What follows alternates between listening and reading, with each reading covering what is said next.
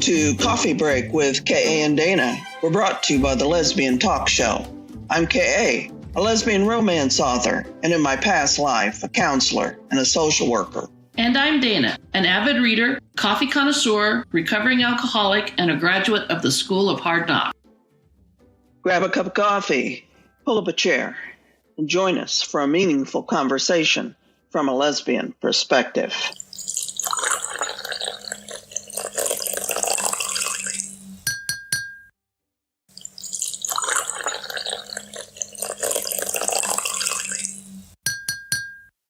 According to thedailybeast.com, in 1989, the Supreme Court ruled in Price Waterhouse versus Hopkins that a woman named Ann Hopkins had been unlawfully denied partnership on the grounds that she didn't dress and behave femininely enough. In essence, the Supreme Court determined that discriminating against someone based on stereotypes about how a person should look or act because of their sex qualified as sex discrimination. Did Chili's cross the line when they reportedly told a lesbian single mom to dress more gender appropriate? We think so, and we'll be talking about it. Won't you join us for a meaningful conversation? All right. Hey, so we're talking about lesbians in the workplace, specifically lesbians' attire in the workplace. Always an interesting topic. I don't know whether I've actually talked about it before. I've certainly lived it, but anyway, we read an article. We ran across an article. It's a recent article that the Daily Beast put out. And it talked about this lesbian in Arizona whose manager told her to dress more gender appropriate. And that happened after she attended a seminar for management promotion to management. And although that never happened to me, where someone had that conversation, it could have on some days. Anyway, it struck a chord, and we thought it was worthy of conversation. Absolutely. Now, mind you, Chili's has a dress code, and this lady was wearing what the dress code had put in place: black pants, white button-down shirt. And so she was doing what she was supposed to be doing as far as her dress, but in order to be management, they wanted her to dress more feminine. Yeah, they didn't deny that. What got me is according to the article, Chili's didn't deny that they'd said something to her about her dress. But they claimed that it's the same for all managers. Well, if that's the way it is, then they must want their male managers to dress feminine. And I wondered about that too, because of the way that could have just been the way that the article was worded. I don't know. But here's my deal. If you have a dress code, follow the dress code. She wasn't in management. She just had attended a seminar. Now, if you move up into management, I can understand where the dress may be different. However, telling somebody to dress more feminine, I just think that's uncalled for. Yeah, and according to the article, they actually said she should dress more gender appropriate. Now, this woman, according to the article, and we have a one-sided account here, reported by the Daily Beast, but according to the article, she wore a button-up the front shirt, like a men's shirt, fitted slacks, and boat shoes. Okay, now I never was really too into boat shoes, but I mean, that could have been me on a lot of days. And add to that my guy's stretch band watch. Well, and that's just it. I shouldn't say anybody, but I think a lot of lesbians kind of run the continuum of how they dress. You steal that word from me before I get a chance to say it. So many times you say it. Yes, they do. They do run the continuum. Even in the last job I had, which was in administration, I could see how my dress attire changed as I got more comfortable in the job. And that doesn't have anything to do with dressing masculine or feminine. I think that sometimes just happens. We get comfortable, we get a little more casual in our dress. Correct. And see, I don't have a problem with that. I don't have a problem with an employer saying, look, you're going to go into management. You need to dress the part. I don't have any problem with that. I totally agree with that. But if a lesbian is a butch lesbian, then dressing the part means dressing up, and that means something totally different than it would to a femme lesbian. So explain the differences to me. I mean, a femme, as I see it, I am not. Yeah, I've never done this femme thing, but I'll do my best here. As I see it, a femme is just comfortable in women's attire. She shops in the women's department. And it's, as you said, it's a continuum.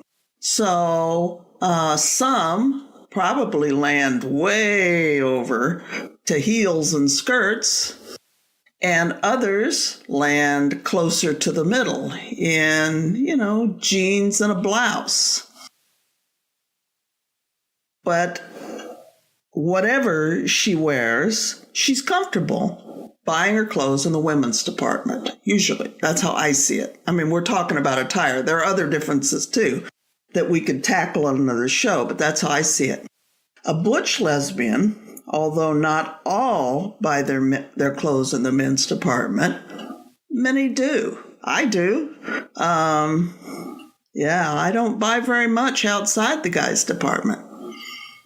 I think it also depends on your body shape, too. True. But, you can have things fitted. Right. And there are, in fact, businesses that cater to the butch lesbian, with, tailored clothes and suits and whatever. In fact, this goes, I worked in government for my whole career, in management, much of my career. And so I had to dress up some, but not a lot.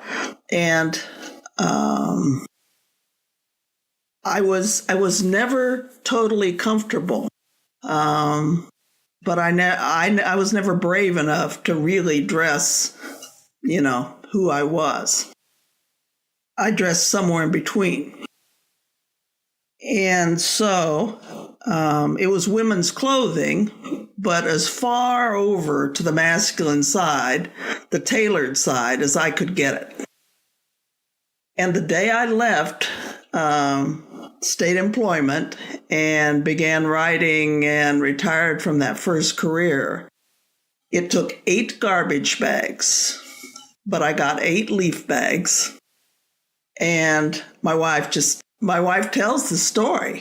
But like that was one of my first activities on the day after I left a traditional job. I loaded all of my clothing. Literally, there was nothing left. Put them in the bags, and I carried them to Goodwill. I used the car to do that. But we drove them to Goodwill. And then I had to buy a wardrobe because although I had comfortable clothes that I wore on the weekends, I needed more of them to survive the other 5 days of the week. So, and, I kind of get that. I get that this lesbian chose to dress how she was comfortable. And some do that, and some are more like me. They try to fit in. Right. And I had the same experience when I quit working in administration. A lot of my dress slacks and stuff like that went out to Goodwill. We have a Savers here. That's where we dropped them off at. But anyway, and a lot of the blouses, just because I have no need to dress like that again. And so for me, it was just a matter of, I will never wear these clothes again because I will never be in a courtroom again. Hopefully I'll never be in a courtroom again. But, I just had no need for them anymore because I kind of got backed into the corner because of my job where I had to dress more feminine just because of the job that I had. And was I comfortable?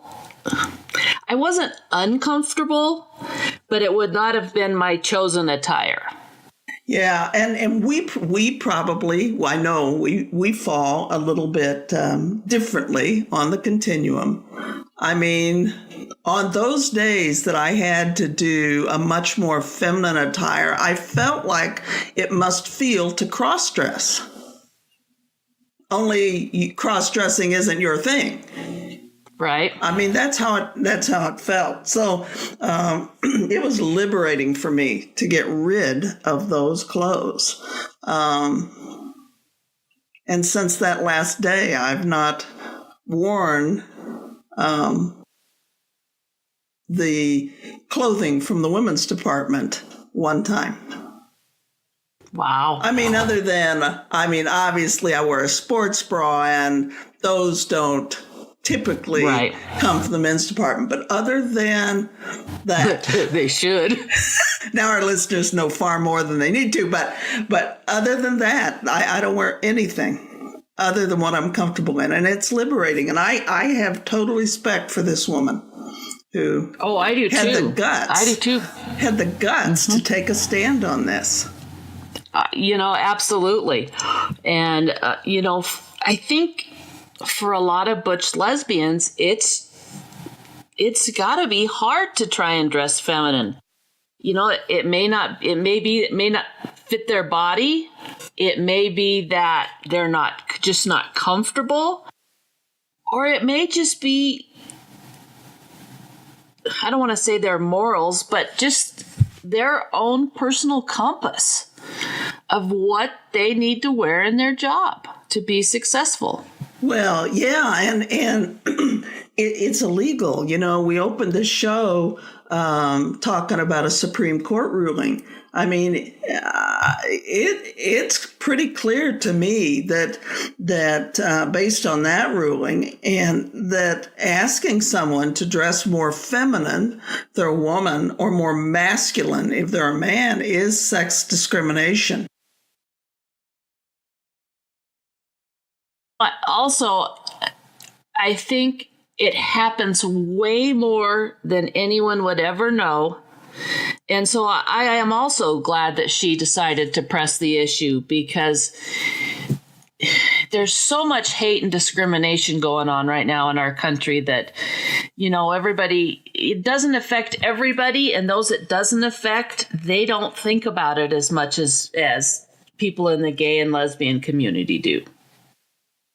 No, and if indeed this came down as it was reported to have come down, this manager asking her to dress more gender appropriately, I don't think it probably ever crossed that manager's mind what was being asked of her, because unless you're in our position, you don't even think about that.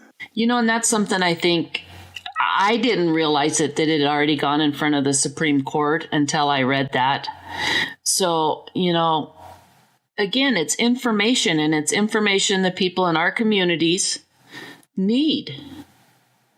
So they can go to their employer and say, look, yes, you asked me to do this, but I don't look at this law that went in front of the Supreme Court.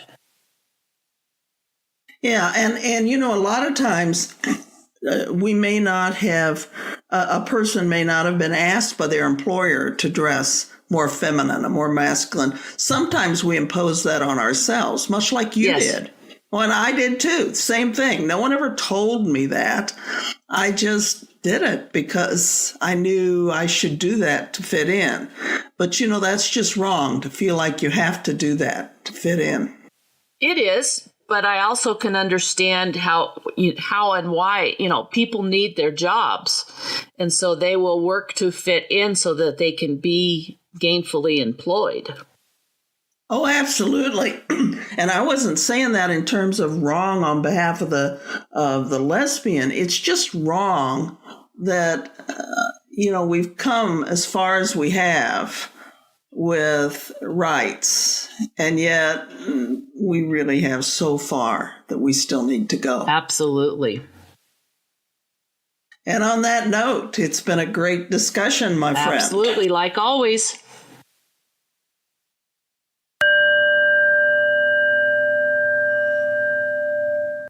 You've been listening to Coffee Break with Kay and Dana. Meaningful conversations from a lesbian perspective. We're brought to you by the Lesbian Talk Show. Listen to us on Podbean and iTunes. Follow us on Twitter. Like us on Facebook. Until next week, be kind to one another, work hard, and watch amazing things happen in your corner of the world.